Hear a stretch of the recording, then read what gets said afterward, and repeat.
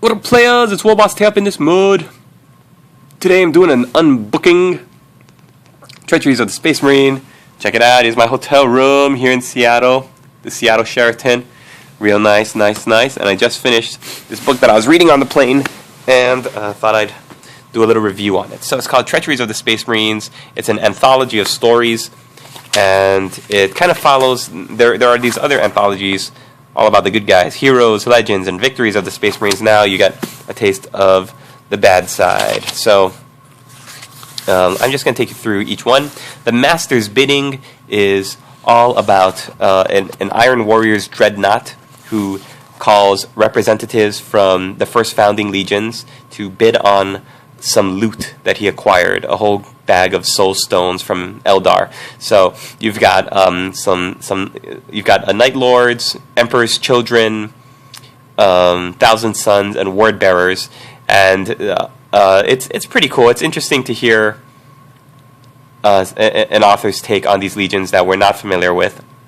Like most of us are familiar with Aaron Dembski Bowden and his take on the Night Lords, so it's nice to see someone else's interpretation of these different legions. Overall, that story was pretty good. The Carrion Anthem I thought was okay. Typhus was in it, which is pretty cool, but overall, that one was kind of meh. And it's all about an imperial world that's being attacked by with a very strange virus. Next, you've got Liberator, which is all about a former, I think it's Sons of Guilliman, Space Marine squad, and in their attempt to secure an imperial world from Gene Stealer infestation, and in order to police and keep the crowd in check, they end up going from protectors to like conquerors, and then they end up taking the world. So that story was okay. The Long War I thought was by far the worst story in this book.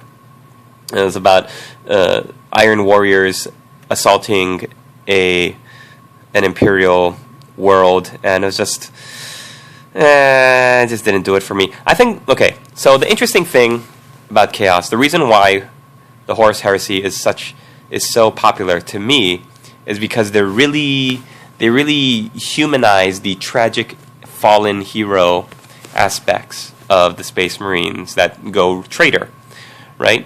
So instead of getting in their heads, though, we don't really get much of that with this.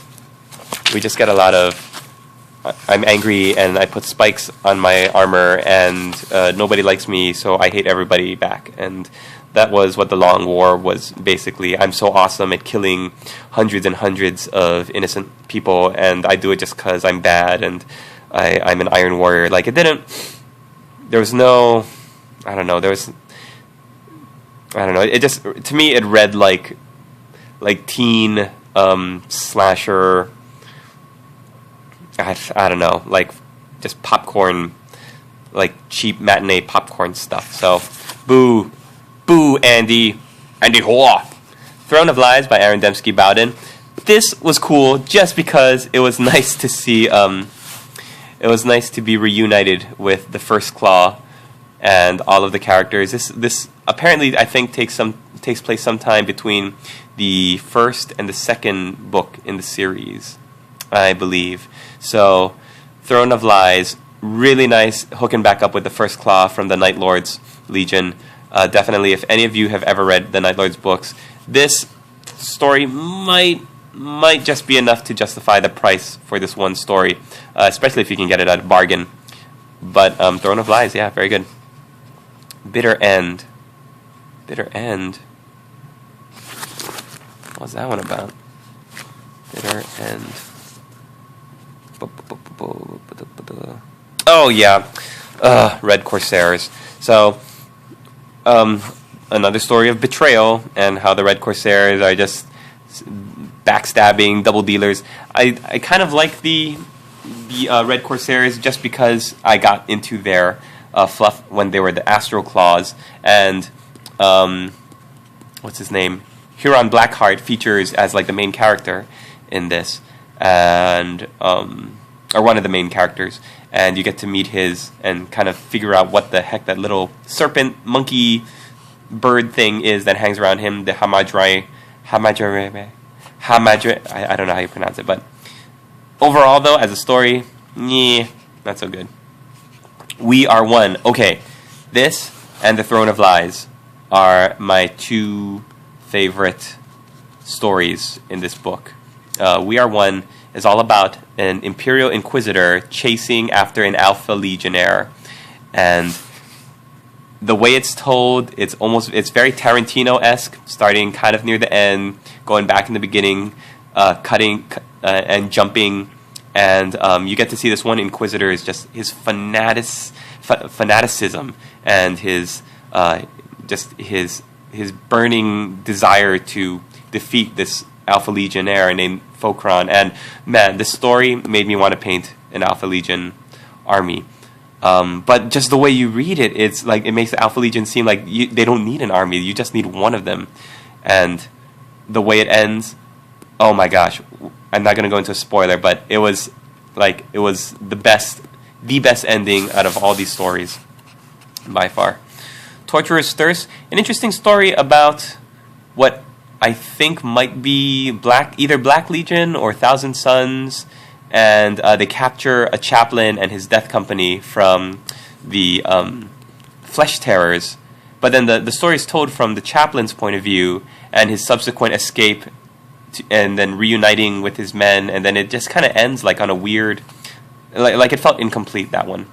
But it was pretty cool because the Flesh Terrors are, I guess, technically a good army, right? They're loyalists, but the fact that they have the flaw that gives them the red thirst and the black rage, I think it's interesting that they put them in here and they made them a main character instead of these bad, oh, we're so evil, we want to destroy the emperor and the empire stories. It was refreshing to have a good but super bloodthirsty and angry, mean, as evil as you can get but still be on the good guy's side kind of point of view. So that was pretty cool. The last one, Vox Dominus.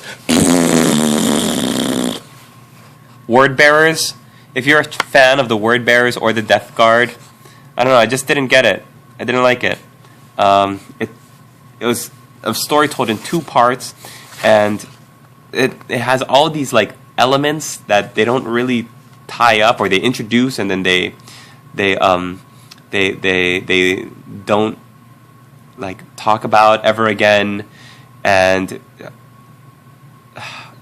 like it just felt like a miss. Like this Anthony Reynolds guy just didn't know what he was doing. And there's this one. Okay, 1, 2, 3, 4, 5, 6, 7, 8. All right, yeah, 1, 2, 3, 4, 5, 6, 7, 8. All right. The worst part of this story that made me so mad that I couldn't even get through the rest of it without thinking like, Christian Dunn, what kind of editor are you? Is that there's this one part where the Word Bearers and a captain of the Death Guard are walking through the ship, and there's five Word Bearer Forsaken, like as a bodyguard. They're called the Bloodsworn. There's 5 of them. It states there's 5. Then the leader, or a Dark Apostle from the that leads the Forsaken. So you got 6, and then there's like the first acolyte from another Word Bearer army. So there's 7. There's 7 of them walking, and then you've got the Death Guard captain, which makes 8. So there are 8 guys walking around. 5 Bloodsworn, their Dark Acolyte Master, or I mean their Dark Apostle Master, the first acolyte from the accompanying squad, and the Death Guard captain. You've got 8, and yet at one point the Death Guard captain goes, her. 7 is a lucky number. There's 7 of us. And I was like, wait, what? Let's see if we could find it. It makes me so mad. Where is it? Ugh. Anyways, it made me so mad. I couldn't even get through the rest of it. Here, look at this. An auspicious number. Grandfather Nurgle would be pleased. Only a small group was pressing on in the infested interior of the Vox Dominus. Dark Apostle Naren. 1. His 5 mute Bloodsworn. 6. Any side. 7. Providing them support in the form of blah blah blah blah. Lastly, the Death Guard Captain Nargalax. 8. 7. No.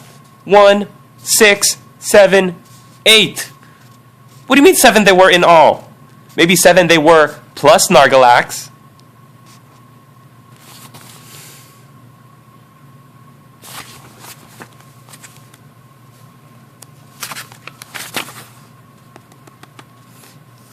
Edited my foot. Anyways. Other than that, the story had a very Event Horizon feel.